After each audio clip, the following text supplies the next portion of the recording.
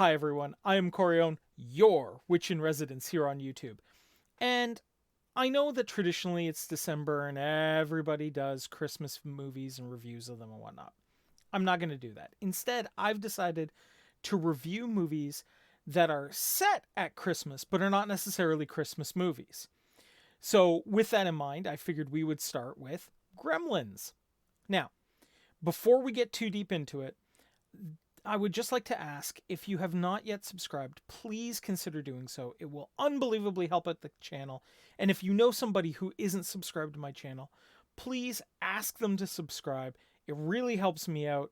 I know it's a bit of a pain for you guys, but it does so much for me and it builds towards the idea of us being able to do multiple videos in a week. So I would really appreciate it. I'm sure your fellow YouTuber would also appreciate it. With that in mind, let's talk about gremlins. Now, gremlins are supposedly monsters that screw up machines. Now, this is actually an interesting concept because it goes all the way back to ancient Mesopotamia, believe it or not, where they believed that every device had a spirit or a demon in it. And in order to get it to work properly, one must occasionally berate their demon. I know it sounds kinkier than it actually is, but hear me out. So let's say we had our smart speaker here and it wasn't working. One was supposed to smack the demon and make a loud exaltation, and that would make it work better. Well, it's interesting to see that such an ancient Mesopotamian practice is still continued to today. I mean, how many times have we seen somebody kick their car and yell and then it suddenly start to work? So there we go. Now, with gremlins, of course, we've had them appear throughout history. World War II pilots often complained that their planes had gremlins. There was the classic story involving the Twilight Zone episode with William Shatner, where there was a gremlin on the wing.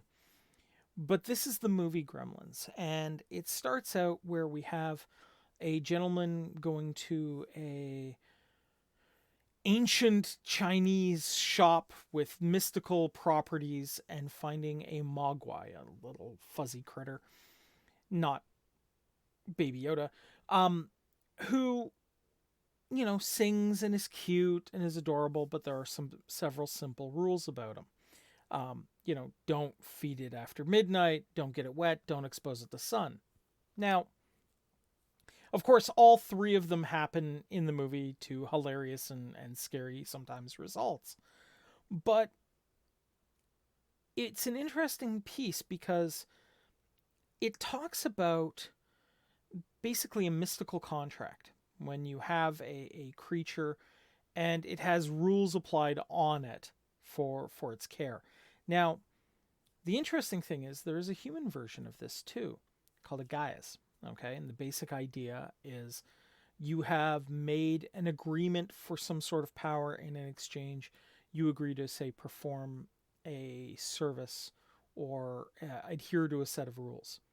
So, for example, there's a gentleman that I'm very good friends with that is lovingly referred to as the ferryman, but he is under a guise saying that if anyone asks him why he is called the ferryman, he must tell the full story. Now, that is a very minimal version of what we're talking about here, but the same kind of reasoning is true. If you violate these mystical contract rules, then calamity ensues. One of the original people that this occurred to was Cuchulainn in the Celts, and he had to circle his castle 3 times before returning to enter. And the time he didn't, he died in the next battle.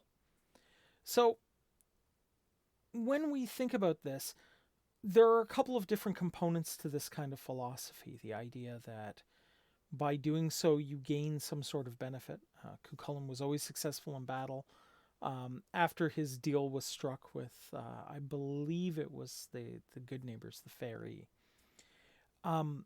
with, the Gremlin story, we have our little guy Gizmo, who, sings and is friendly and is wonderful. But of course, when the rules aren't followed, calamity ensues. We have multiple of the Mogwai showing up. When they eat food after midnight, they turn into these gremlins and start destroying everything in sight in hilarious and adorable ways.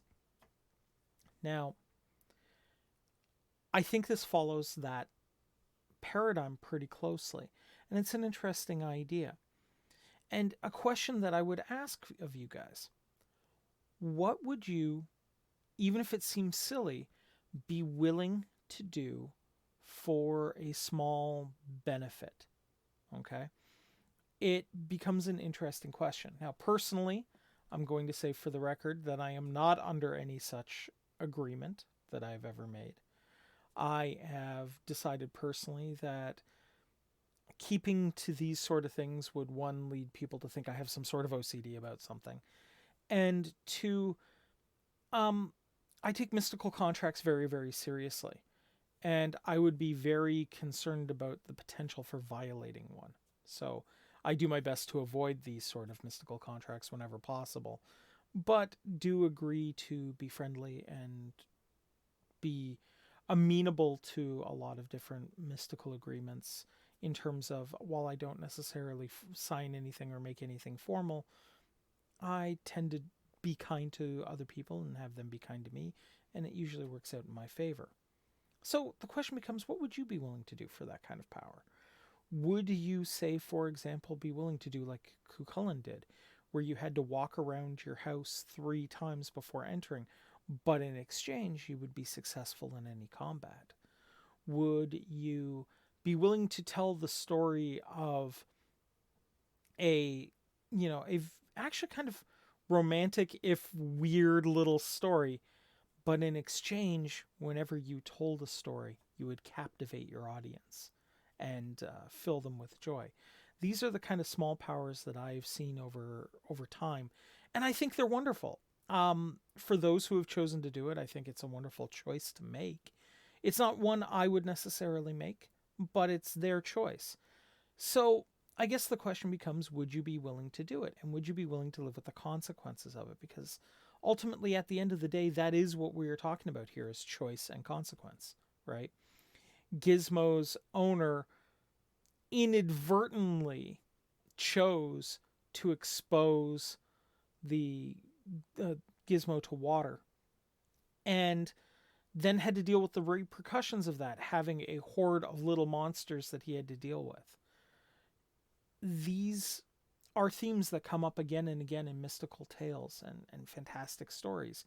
And ironically, the movie Gremlins actually follows these true to mystical experience rules, and works as actually a quite fantastic little fable, even if it was designed to be kind of a comedy horror movie. So I'm going to encourage you to watch the movie again, and I'm going to encourage you to watch it from the lens of what they are engaging here is a mystical contract, and this is what happens when a mystical contract fails. And then once you've done that, once you've watched the repercussions of this, and that he took charge, he took choice to try to make things right, even though he failed his contract, ask yourself, would you choose to take on a contract like that?